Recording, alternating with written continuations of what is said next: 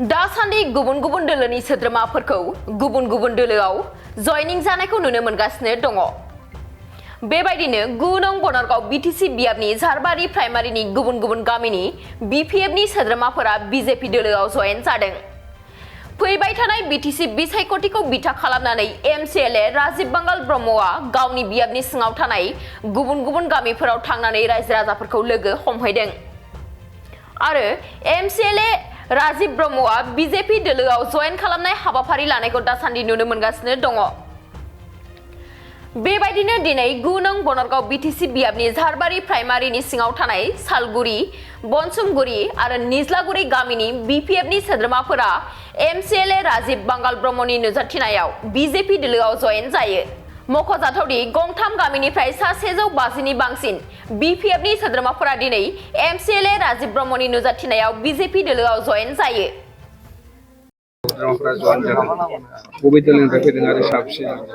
बिसोरो थारमाने सिगाङावहाय जोंनिनो बिपिएफनि खाजोबमोन। बिथांमोना गेजेर खन्द'आव आंनिनो बिराद मावथिफोरमोन बिसोरो। आं बे गामियाव गोदोनिफ्रायनो फैबाय थाखायोमोन। आरो दहायबो बैयाव आङो सालगुरियाव बिथांमोनाबो आंनिनो मावथि खाजोबमोन। गेजेर खन्द'आव बिसोरो ओरै जालाय जादोंमोन, गेजेराव दंथ'योमोन। दा बिथांमोना सिगाङाव आंखौ मोनखानाय जेब्ला बे सारजोंनो थांफिनसै होननानै बिथांमोनखौ खावलायनाय बादि फैनानै आं दिनै बिसोरखौ जयनिं खालामफैदों। गासिबो बिपिएफनि खाजोबमोन। दिनैथ' टटेल न'खर हिसाबै 80था जाबाय। दा मानसिया बुरजा जाबाय। नैबे दा बेयावथ' बे गामियावथ' निज्लागुरियावथ' गासै 34 न'खरल' दंखायो। दाबो 23 न'खरानो फैबाय आरो बाखि गुबुनाव थाथ'बाय। सालगुरियाव दहाय माबा दाथै 35 न'खर।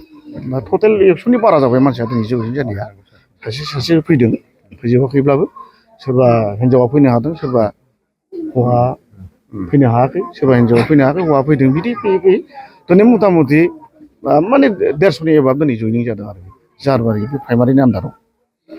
दा बेफोरखौ नायनानै दिनैनि जुगाव, दानि दिनाव जोंनि गासिबो जेसेबां राजनिथिक दोलोआनो गोदै बाथ्रा बुंदों, रायजो राजा दाना बयबो बुजिनो हाबाय, मिथिनो रोंबाय।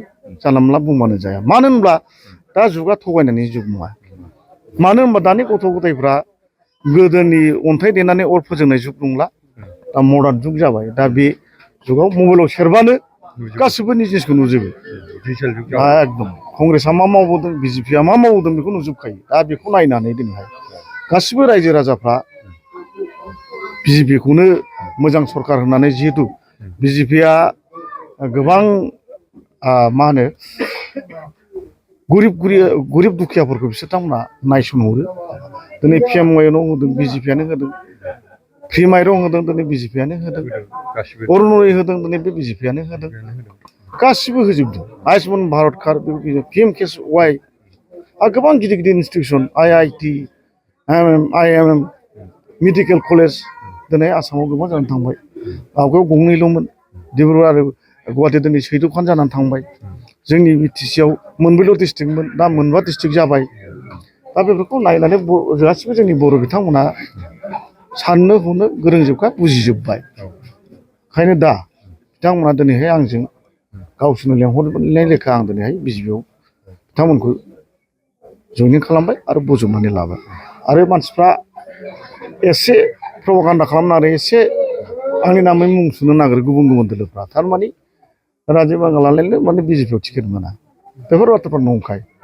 दिनै आं टिकेट मोननायखायनो, आंनो होखानायखायनो आं दिनैहाय बिजेपिनिफ्राय दिनै आं बेबायदि जयनिंखौ लाबाय थादों।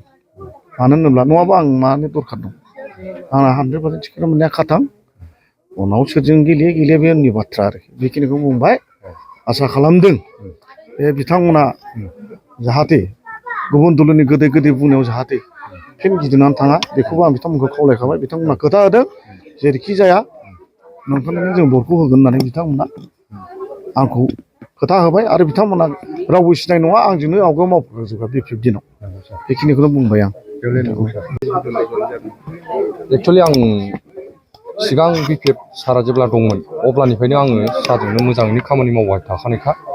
बेनिफ्राय आरो नै दा सारआ जेब्ला बिपिएफ थांदोंमोन, बिनि गेजेरावहाय आङो ओरै इउपिपिएल, ओरै बिपिएफ नङाब्लाबो ओरै थांनाय ओरै फैनाय जादोंमोन गोनो गोथो जानानै दिनै आं सारखौनो सुलु लाबाय थानानै सारजोंनो थाफाग्रा माखासे आंनि लोगो दंखायो आं नामखौ बुंला बेखौनो आं कन्टेक्ट लायै लायै लानानै दिनै आङो सारखौनो आंनि न'आवनो आं लिंहरनानै आं मोजाङैनो माखासे आंनि लोगोरि मदद होगिरि जायनाखि आंनि खिबाव जिरायनानै दङ बिथांमोनखौ आं लानानै दिनै आं मोजाङैनो आंनि न'आव सावरायलायदों आरो बेनो जानानै थागोन आंबो सारनि जानानैहाय आङो बैसोर मानसिखौबो लाफानानै फैगौ सेप्तेम्बर दानाव जोंनि जाहारबारि रुम नम्बर 2 माबायावहाय भटार काउन्टारावहाय हाबनानै बयखौबो सारनि नैबे जों दा खर'आव गाननाय बा गोदोनायाव माला गाननाय फट' बिबारावहाय आं भट होनायखौ आं साखाफारा जानानै लानानै थांगोन जाहाथे माने आं सिगांनिफ्रायनो बै समाव आं सारजों मावनानै फैदोंमोनब्ला सारा दुखु मोनोमोन जे माने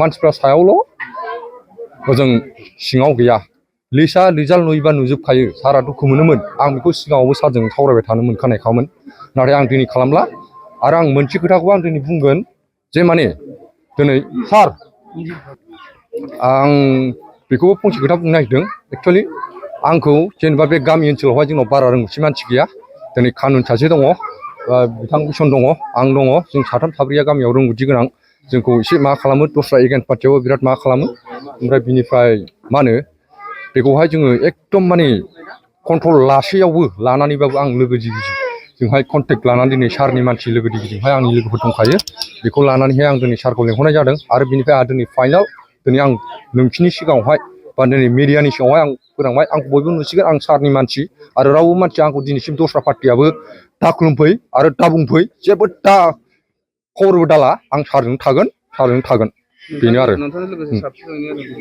दिनै आंजों लोगोसे आं गामि 23 हरदों 23आवहाय न'खरसेयाव आं सासेल' लादों खारन बिसोर कयेकजना इउपिपिएलनि दङ कयेकजना नागालेण्डनि दङ खिन्थु आं बेखौ न'खरसेयाव सासेल' लादों बिनि गेजेरावहाय न'खरसेयावहाय सोरबा साथाम दङ सोरबा सानै दङ सोरबा साब्रै दङ बेहाय बे भटार लिस्टआवहाय थागोन आरो बेखौ आं उनावहाय हरगोन जेब्लानाखि सारा आंनो इनफर्म हरो अब्ला आं बेखौ बुंनानै दिनै बेसेखिनियाव आं बुंबाय ओमफ्राय आंखौ दिनै मिडियाआव नायनानै बयबो साफ्रोमबो खोनानानै आंखौ रावबो आखान्दा होफैसै आं सारनाव थागोन आं सारनिनो जानानै थाबाय थागोन आरो दस्रा मानसिफ्रा आंखौ आखाइ आथिं दा खुलुमफैसै रावनिबो आं बोजबनायखौ लाला आं सारनाव थाखासिगोन